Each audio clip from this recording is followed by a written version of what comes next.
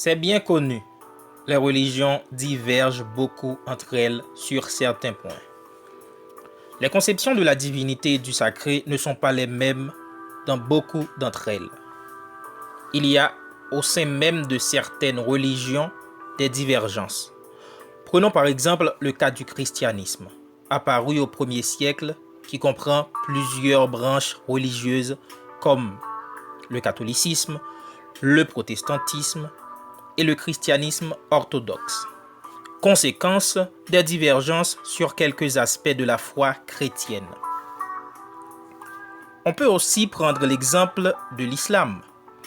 À la mort du prophète Mahomet en 632, des divergences surgissent au sein de la première communauté des croyants, ce qui va déboucher sur un schisme.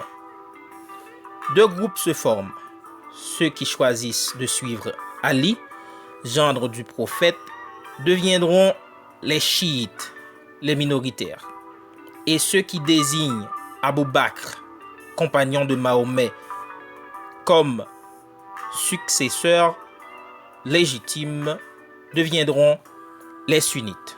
Ce sont les majoritaires. Mais nous n'allons pas entrer dans plus de détails puisque le but n'est pas d'en parler. Le sujet de cette vidéo, ce sont les conceptions du paradis dans certaines religions. J'ai répertorié 4 conceptions différentes du paradis. Le paradis pour les chrétiens, le nirvana dans le bouddhisme, le valhalla pour le paganisme nordique et le Firdaus pour l'islam.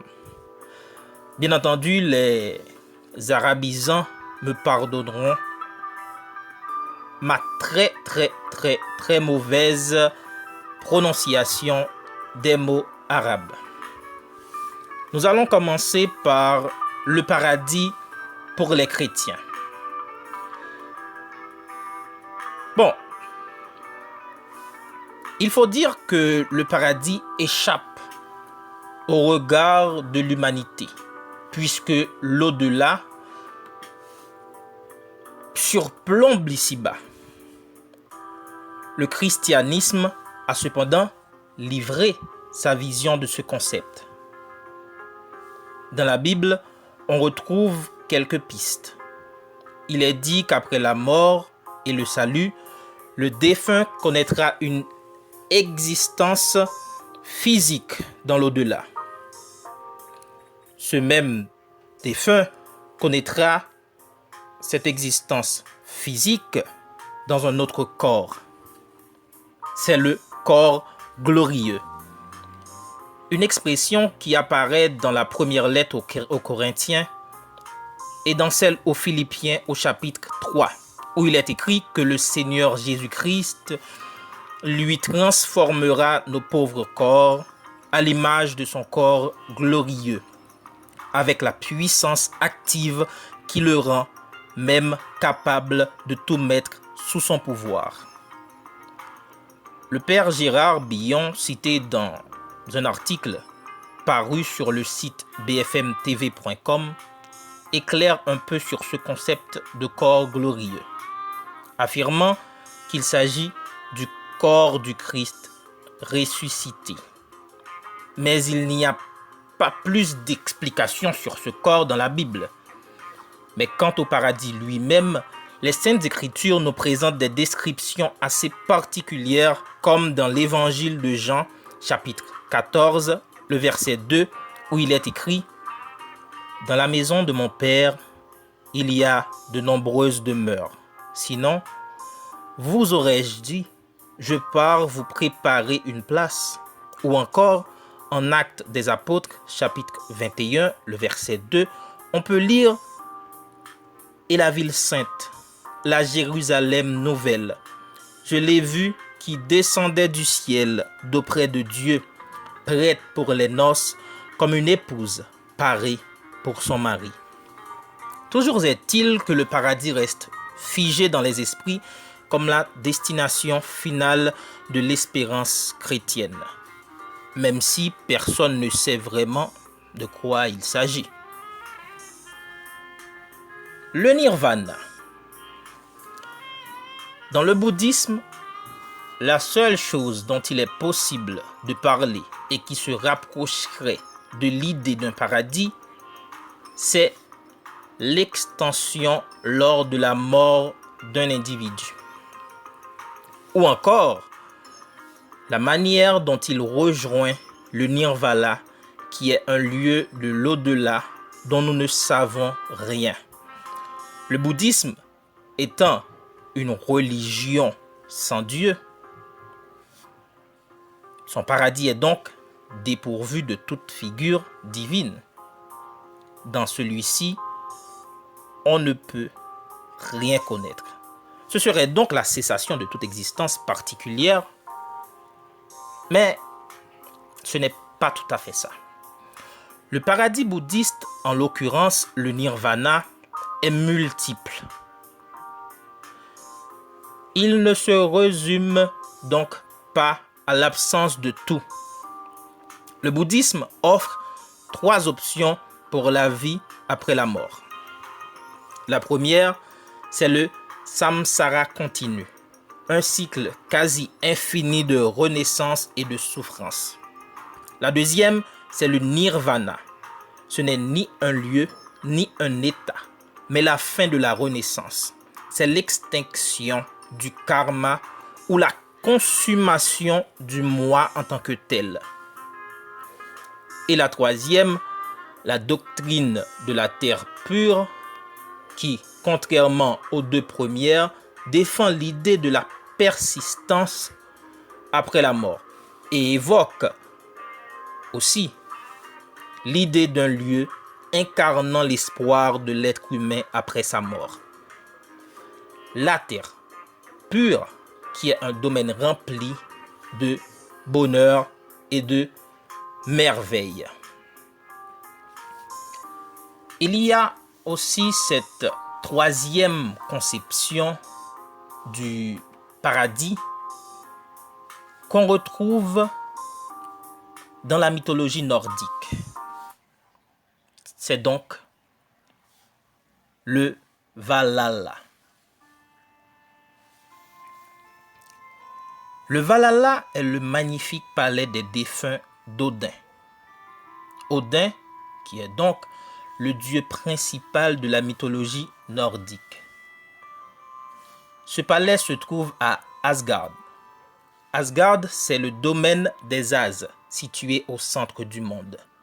Les As étant le groupe des dieux principaux apparentés à Odin dans la mythologie nordique. Le Valhalla, c'est le lieu où les valeureux guerriers défunts sont amenés par des Valkyries. Les Valkyries sont des divinités mineures au service d'Odin. Et donc, ces guerriers sont amenés en ce lieu pour festoyer, jouir et se réjouir en attendant la bataille finale. Une sorte de fin du monde prophétique comprenant une série d'événements catastrophiques. C'est le Ragnarok. Le Valhalla est décrit comme si haut, si majestueux, qu'on peut à peine voir le sommet et son toit est recouvert de boucliers dorés. Ça a peut-être rapport avec les guerriers qu'on y reçoit. Mais aucune explication n'est donnée sur cette question-là.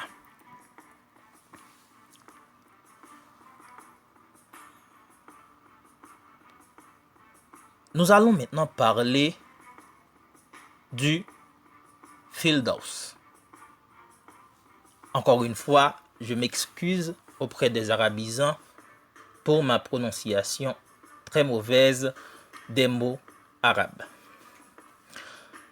En ce qui a trait à une conception du paradis, l'islam n'est pas du tout un reste, puisqu'en effet, on trouve dans le Coran des épithètes attribuées à un jardin paradisiaque. On a par exemple Feldhaus, le plus haut jardin du paradis, qu'on retrouve dans la sourate 23, le verset 11. Mais aussi Dar al-Makama, littéralement la demeure de la stabilité, qu'on retrouve dans la sourate 35, le verset 22. Et Dar as-Salam, la demeure de la paix, qu'on retrouve dans la sourate 10, le verset 25, pour ne citer que celle-là. La vision coranique nous présente le plaisir matériel paradisiaque comme un signe de plaisir divin. Et donc, dans le paradis, dans la conception coranique, on se retrouve dans un lieu de plaisir matériel et spirituel, surtout matériel. Pour accéder à ce paradis, le croyant doit présenter un bilan valide et quasi parfait de ses œuvres ici-bas.